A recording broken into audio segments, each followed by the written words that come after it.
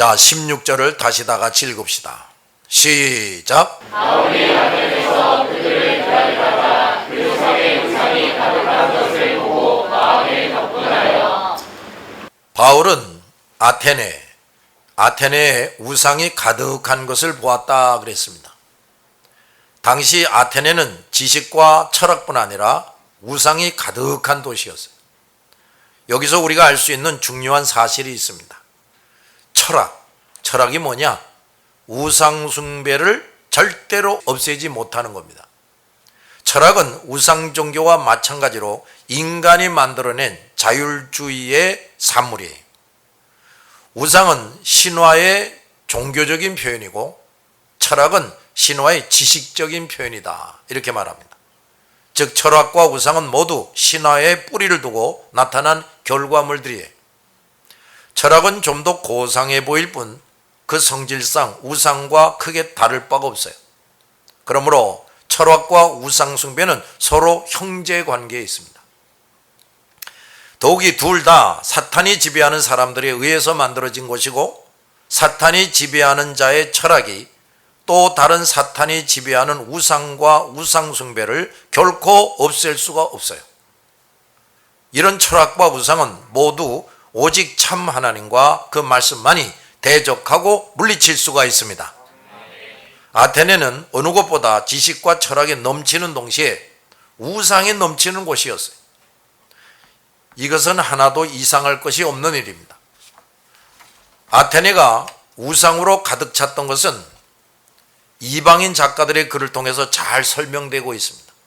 아테네에는 그리스의 다른 모든 지방에 있는 우상을 다 합한 것보다도 더 많은 우상이 있었다 그랬어요. 그 지역 사람들은 다른 지역보다 배나 우상의 축제를 열심히 열었습니다. 또 그곳 사람들은 신기한 신이 그들에게 알려지면 호기심을 가지고 그것을 받아들이고 그 신들을 위해서 여기저기 신전을 세우고 제단을 쌓았어요. 그들은 인구수만큼이나 많은 신들을 숭배했다 그럽니다. 로마 황제가 그리스도인이 된 후에도 이 도시는 오랫동안 우상 숭배가 사라지지를 않았어요. 그 정도로 그들은 우상 숭배에 깊이 빠졌고, 그리스도를 믿는 황제들의 기독교 칙령으로도 우상 숭배를 뿌리 뽑지 못했어요. 이들은 북방의 고트족, 아주 이 야만족인데, 이 고트족이 침략해서 모든 신정과 우상을 불태울 때까지 계속 그런 상태에 있었습니다. 하나님은 이 극심한 우상의 도시에서 수많은 우상들을 그 무자비한 족속의 군대들을 통해서 청소해냈습니다. 고트족이 이 아테네를 얼마나 철저하게 파괴했는지 지금은 그 지역에서 그 많던 우상의 잔존들을 거의 찾을 수 없다 그래. 하나님은 우상과 인간의 헛된 지식과 철학이 가득한 아테네를 철저하게 멸망시키신 것입니다. 하나님은 이때뿐 아니라 시대마다 극심한 우상 숭배자와 그 나라를 다른 나라 군대를 통해 멸망시키셨어요. 아무리 지식이 많아지고 과학이 발달해도 우상과 우상 숭배는 없어지지 않고 또 계속해서 번식합니다. 오늘날 과학 문명이 가장 잘 발달한 서구 사회에도 점점 더 많은 우상과 우상 숭배자들이 번식하고 있어요. 예수 그리스도를 믿고 오직 하나님만을 섬기는 사람들이 우상과 우상 숭배의 헛됨과 거짓됨과 해로움을 확실하게 지적하고 깨우칠 수가 있습니다. 예수 그리스도의 복음과 그 능력만이 우상과 우상 숭배자들을 물리치고 거기에 빠진 사람들을 구해낼 수가 있습니다. 지금 바울이 바로 이 아테네에서 그런 일을 하고 있는 거예요. 사탄도 이것을 잘 알기에 모든 불신자 우상 숭배자들을 하나로 묶어서 그리스도와 복음을 대적하게 합니다. 심지어 로마 가톨릭 교회처럼 결코 교회가 아닌 교회 비슷한 우상 종교 집단들도 만들고, 또 수많은 이단들을 만들어서 사람들이 진정한 교회를 멀리하고 떠나게 만들어요. 또 종교는 다 마찬가지다, 종교는 하나다 라는 헛된 관념들을 사람들에게 계속 불어넣어주고 있습니다. 그러므로 교회 안에도 다른 종교와 사이좋게 지내고 하나로 만들자고 주장하는 자들이 점점 생겨나게 되었어요. 우리는 이런 자들을 엄히 경계하고 물리쳐야 합니다. 바울은 아테네에 우상이 가득한 것을 보고 다 같이 합시다. 마음에 격분했다. 화가 치밀었다 그 말이에요. 바울은 하나님의 영광에 대한 일념으로 충만한 사람이었어요. 그런데 하나님께 영광을 돌리도록 하나님의 형상대로 지음받은 사람들이 말도 못하고 보지도 못하고 느끼지도 못하는 우상을 섬길 정도로 타락한 것을 보고 분통을 터뜨린 겁니다. 바울은 사람의 영혼이 사탄에게 완전히 예속돼서 하나님을 인정할 줄도 모르고 하나님의 법을 지키지 않을 뿐 아니라 우상에게 붙잡혀서 그의 뜻대로 좌우되는 것을 보고 견딜 수가 없게 된 거예요. 참을 수가 없었어요. 우리는 이 바울처럼 우상들과 우상 숭배자들을 보게 될 때 분노를 느낄 줄 알아야 돼. 유일하신 하나님만을 섬긴다는 성도가 우상과 우상 숭배자들을 보고 아무 감정이 일어나지 않는다면 그 사람은 아직도 우상과 우상 숭배가 얼마나 사악하고 추한 것인지를 모르고 있는 사람이에요. 또 하나님이 누구신지 우상과 우상 숭배자들에 대한 하나님의 심정이 어떤지를 도무지 모르는 사람이란 말이에요. 우리는 이 정도로 영혼이 어둡고 병든 신자가 돼서는 안 됩니다. 그런데 어찌 하나님의 자녀요 하나님의 종이라는 사람이 우상 숭배자들과 친하게 지낼 수 있느냐 이 말이에요. 그들이 우상과 우상 숭배를 버리고 회개한다면 몰라도 여전히 우상 숭배를 하고 있고 심지어 우상 종교들의 지도자인데 어찌 그들과 식사를 한 자리에 앉아서 하고 머리를 맞대고 평화를 논할 수가 있겠느냐 이 말이에요. 그들이 우상 숭배하는 현장에 참석하고 동참하는 것이 어찌 가능한 일이 되느냐 이 말이에요. 이런 사람들은 결코 바울의 심정과 신앙을 가지고 있지 않은 사람들이죠. 더 분명히 말하면 이들도 다름 아닌 우상 숭배자들이란 말이에요. 그 많은 지식인들, 철학자들이 수많은 우상에 대해서 말 한마디 제대로 할 수가 없었어요. 그 자신들이 또한 우상 숭배자들이었기 때문이죠. 바울은 이런 것을 보고 화가 치밀었던 겁니다. 자, 그 다음 17절에 회당에서는 유대인과 경건한 사람들과 또 장터에서는 날마다 만나는 사람들과 변론하니 그랬어요.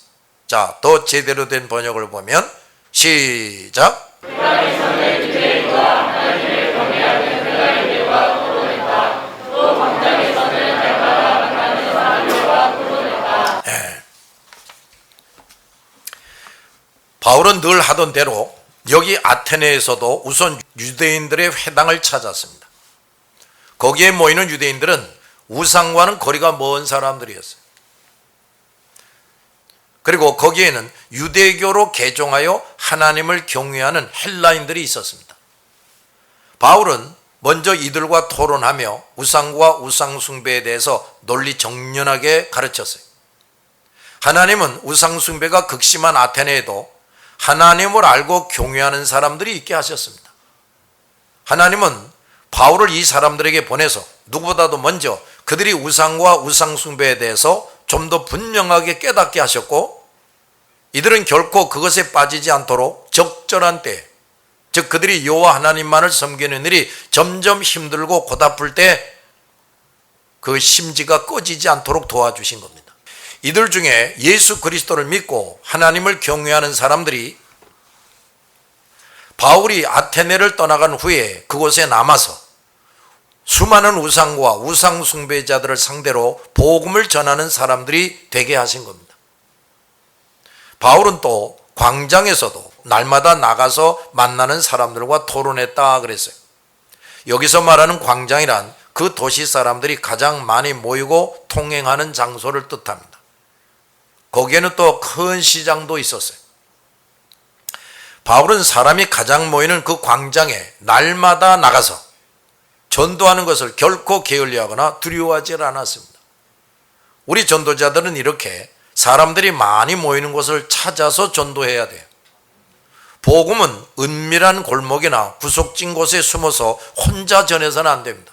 가급적 많은 사람들이 똑똑히 들을 수 있도록 담대하게 전해야 합니다. 바울은 혼자서도 광장에 나가서 매일 전도했어요. 우리는 일주일에 한 번, 한 달에 한 번 전도하는 것에 그쳐서는 안 됩니다. 왜냐? 수많은 사람들이 물에 빠져 죽어가고 있고 낭떠러지로 떨어지기 직전에 있기 때문이란 말이에요. 그러므로 복음 전파는 무엇보다도 서둘러서 시급하게 해야 하는 겁니다. 결코 미룰 일이 아니에요. 주님은 우리에게 그것을 간절히 원하고 계십니다. 왜냐? 너무 많은 사람들이 목자 없는 양이 돼서 유리하고 방황하고 상하고 찢기고 극심한 고통 중에 사실은 그들이 나 예수 안 믿어요 그러지만 그 고통하고 신음하면서 하나님 좀 살려주세요 하고 호소하고 있는 겁니다. 따라서 주님은 우리 믿는 자들에게 날마다 나가서 저 사람들을 건지고 살려줄 것을 간절히 원하고 명령하고 계십니다. 우리 그리스도인들은 주님의 이런 간절한 마음과 다급한 명령을 항상 확실하게 들을 줄 아는 영혼이 되어야 합니다. 자기 생활에 심하게 얽매이고 자기만을 위해서 애쓰고 심지어 온 정신이 세상의 것을 차지하려는 것에 팔려 살기 때문에 이 그리스도의 마음과 명령을 들을 수가 없고 감지할 수 없을 정도로 영혼이 무감각하고 어둡고 병든 교인들이 너무 많아요. 주님은 이런 성도들이 무엇보다 먼저 그 병적 상태인 자신을 서둘러 치료하기를 또 명령하고 계십니다.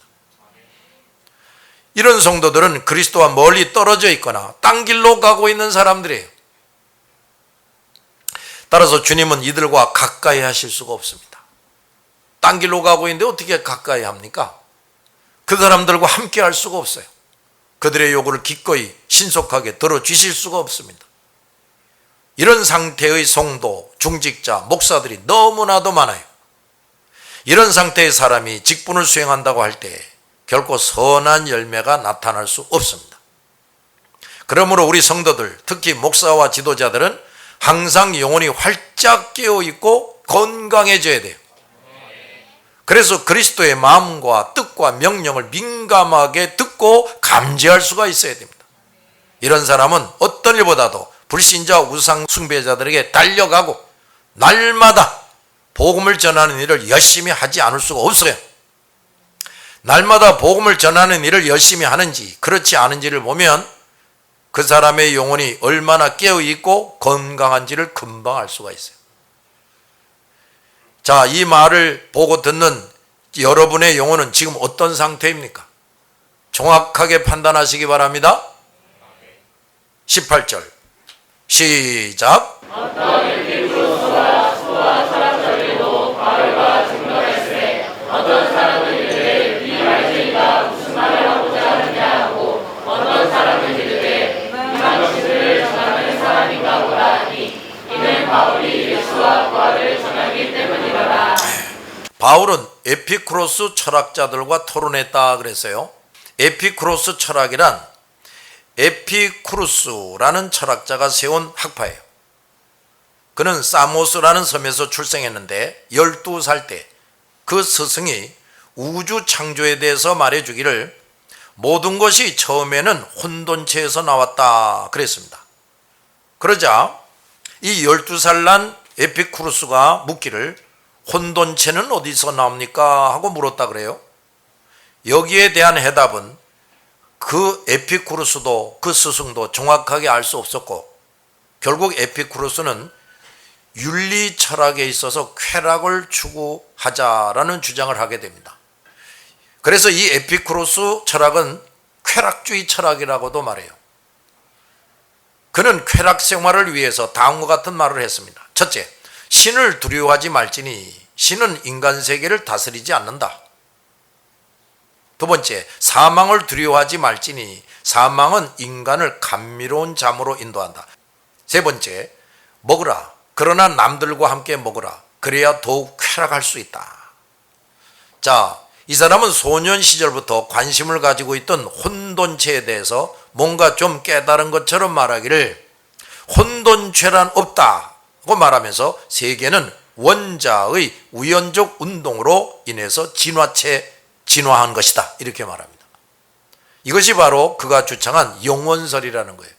자, 근데 이것이야말로 하나님의 창조를 반대한 것으로 인간이 만들어낸 그릇된 우주론이에요. 그는 또 말하기를 인간의 영혼은 원자들의 합성체인데 뜨거운 기운과 같은 것으로 그 감각하는 부분은 이름 모를 물질이다 그랬습니다. 사람의 영혼은 하나님께서 사람을 창조하실 때 흙으로 빚으신 다음에 그 안에 생명력을 가진 영혼을 불어넣으셔서 비로소 존재하게 된 거지요? 그런데 이 에피쿠로스는 그 영혼이 원자들의 합성체라는 이런 이 알 수도 없는 얘기를 하면서 하나님의 창조를 부인하고 있는 겁니다. 또 이 에피쿠로스 철학자들은 신을 인간과 같은 존재라고 여깁니다. 그리고 신은 아무것도 생각하지 못하는 게으르고 비활동적인 존재다. 선과 악 사이에도 별로 차이가 없다. 이렇게 생각을 합니다. 그들은 하나님이 말씀하신 것이나 행하신 것을 알아야 할 필요도 없고 하나님을 두려워할 필요도 없고 벌도 없다. 또 기대할 만한 상도 없다. 뭐 이런 주장을 합니다. 이들의 주장은 우리 예수교를 대항하여 없애려고 하는 무신론적 개념을 다 허용하고 있습니다. 이들은 행복을 찾기 위해 타락한 쾌락도 다 받아들였어요. 심지어 우리의 부패 타락한 성품 안에서 쾌락을 추구해야 된다고 부추기고 있어요. 예수님은 우리에게 자기를 부인하고 자기 십자가를 지고 나를 따르라고 가르치셨죠. 이것을 정면으로 부정하는 것이 바로 이 에피쿠로스 철학이에요. 이들의 주장이야말로 사탄이 하나님과 그리스도의 교회를 부정하게 하려고 만든 아주 정말 인본주의요. 또 반유신론주의고 쾌락주의예요. 잘 알았죠? 바울은 이들의 이런 주의 주장을 들으면서 하나하나 그 그릇됨과 거짓됨을 열심히 깨우쳤습니다. 이들을 상대하여 복음을 전하려면 그들의 주의 주장이 무슨 말인지 좀 알아야 돼. 그리고 그것들에 대해서 하나님과 진리를 그들 이상으로 논리 정연하게 설명할 수 있어야 하는 겁니다. 이런 일에 바울은 충분한 준비가 잘 된 사람이었어요. 그래서 주님은 이 바울을 당시 최고의 사도요 전도자로 세우시고 각 나라 민족에게 보내신 겁니다. 바울은 이미 각종 철학 사상에 대해서 잘 알고 있었어요. 그리스도를 만나기 전에는 그들 못지않게 철학들을 열심히 공부했어요. 다만 유대교와 구약 성경을 중심한 나름대로의 지식을 가지고 있었어요. 그런데 예수님을 만나고 말씀과 믿음과 성령 충만한 사람이 되고 보니 자기가 알고 있고 중요하게 여기던 그 모든 지식과 철학들이 그리스도와 복음 앞에서는 아무것도 아니요 헛된 것임을 깨달았고 그 모든 것을 오물로 여기고 미련 없이 던져버린 겁니다.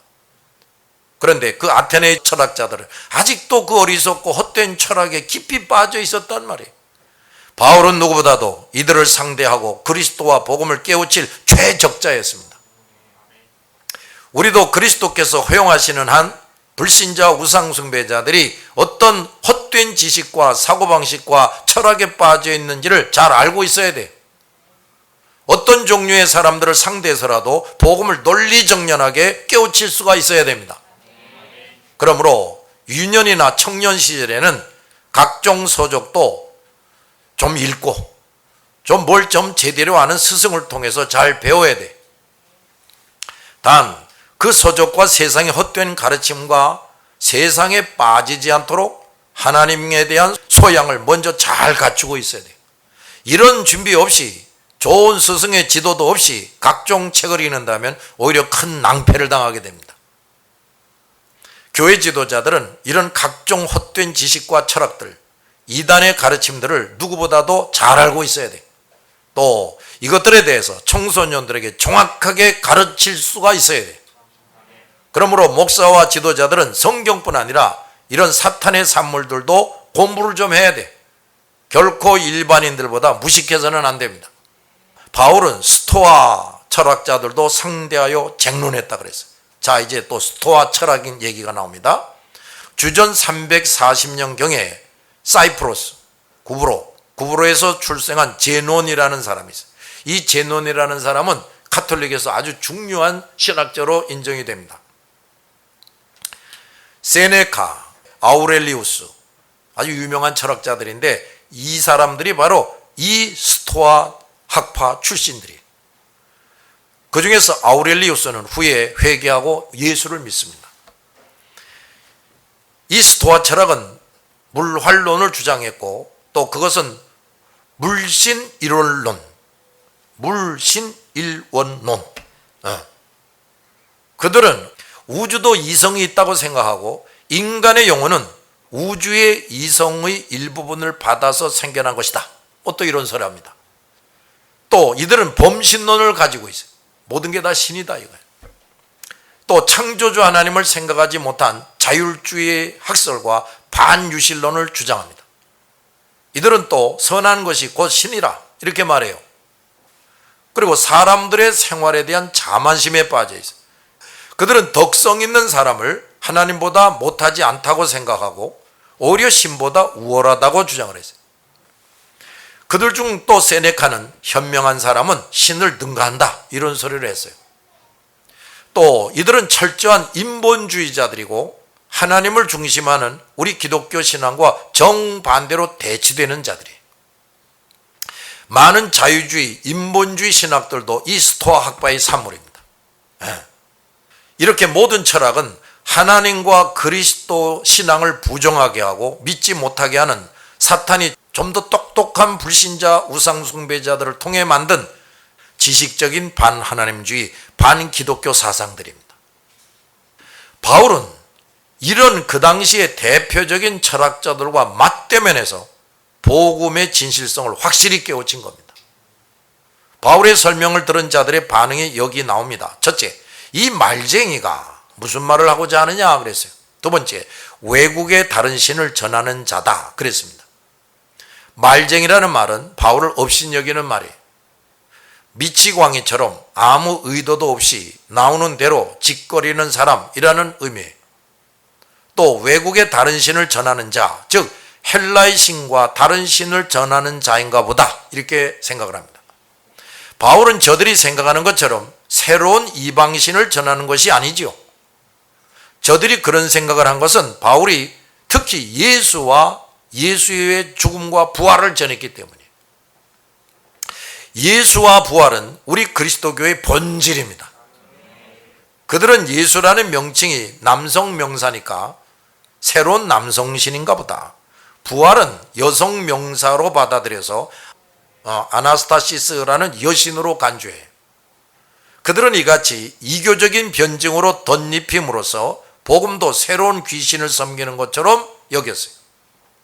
바울은 탁월하게 그들의 철학의 헛됨을 설명하고 복음을 전했는데 그들은 루디아처럼 성령이 그 마음을 여시는 은총을 입지 못했어요.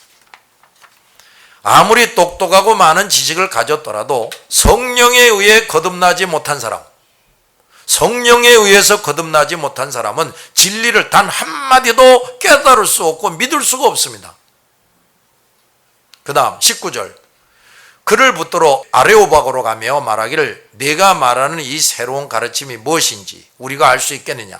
내가 어떤 이상한 것을 우리 귀에 들려주니 그 무슨 뜻인지 알고자 하노라 그랬어요. 자, 더 제대로 번역하면 시작. 그를 붙들어 아레오바고에 있는 시외에 데리고 와서 말하기를 내가 말하는 이 새로운 가르침이 무엇인지 알아듣기 쉽게 설명해 줄 수 있느냐. 내가 하는 말은 우리에게 무척 낯설고 새로운 것이다. 그것이 무슨 뜻인지 알고자 하노라. 자, 그들이 아레오바고, 이걸 직역을 하면 화성신의 언덕이라는 거예요. 화성신의 언덕. 이곳으로 바울을 데려가는 것은 바울을 재판하기 위해서가 아니라 바울이 여러 사람들 앞에서 공개적으로 말하게 하고 그의 말을 더 충분히 듣기 위함이었어요. 그들은 내가 말하는 이 새로운 가르침이 무엇인지 알아듣기 쉽게 설명해 줄 수 있느냐 그랬습니다. 그리고 내가 하는 말은 우리에게 무척 낯설고 새로운 것이다. 그래서 우리가 그것이 무슨 뜻인지 알고자 한다 그랬습니다. 그들은 바울의 가르침이 아테네에서 많은 사람들에 의해서 오랫동안 가르쳐진 것들과 매우 다르다는 것을 알았어요. 그들에게는 하나님의 말씀인 성경이 없었어요. 그들에게는 당시 세계에서 모든 지식과 철학이 담긴 수많은 책들이 있었는데 그것은 모두 사탄에 속한 사람들이 쓴 책이고 불완전하게 그지없는 인간들이 만들어낸 책들이었어요. 완전하신 하나님, 유일하신 신의 감화와 감동으로 쓰인 구약 성경은 저들에게 없었어요. 따라서 그들에게는 그동안 자기들이 들어 알고 있던 것과는 너무도 다른 아주 새로운 가르침을 접하게 됐고, 그들에게 무척 낯선 가르침을 듣게 된 것입니다. 그래서 그들은 그것을 알아듣기 쉽게 설명해 달라고 한 겁니다. 왜냐하면 다른 지식과 철학은 그들 나름대로 얼마든지 알아들을만 했는데, 이 복음은 그동안의 지식과 철학과 너무나도 달라서 도무지 알아들을 수 없는 아주 새로운 것이었기 때문이었어요. 그런 겁니다. 복음은 그들이 아무리 똑똑하고 많은 지식을 가지고 있다 할지라도 스스로는 결코 알 수 없고 깨달을 수 없는 것입니다. 복음은 그리스도께서 감화 감동하신 사람들만이 깨닫고 믿을 수 있는 것입니다. 구약 성경을 가진 유대인들 중에서도 성령께서 거듭나게 하시고 그 복음 진리를 깨닫게 하는 은총을 입지 못한 유대인들은 결코 복음을 깨닫고 믿을 수가 없었어요. 하물며 조상 대대로 우상을 섬겨온 자들은 어땠겠느냐 이 말이에요. 그들은 이제야 최고의 사도 바울을 통해서 그 복음을 알아듣기 쉽게 설명을 들을 수가 있고 무슨 뜻인지 알 수 있는 기회를 얻게 된 것입니다. 그러므로 우리도 성령에 의해 거듭나서 복음을 확실히 깨닫고 믿은 사람들로서 우리 주변에 있는 수많은 제2, 제3의 아테네 사람들에게 지위고와 유무식을 막론하고 복음을 알아듣기 쉽게 설명하고 깨달을 수 있게 해줘야 합니다. 기도합시다.